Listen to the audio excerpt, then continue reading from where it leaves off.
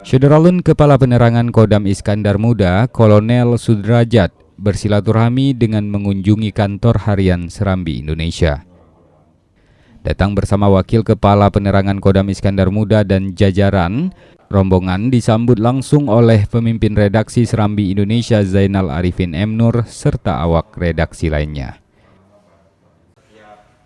Pada kesempatan ini, Syederalun Sudrajat yang belum lama dilantik dalam jabatan barunya ini berharap kerjasama antara kedua lembaga yang selama ini berjalan baik dapat dijaga dan bahkan terus ditingkatkan.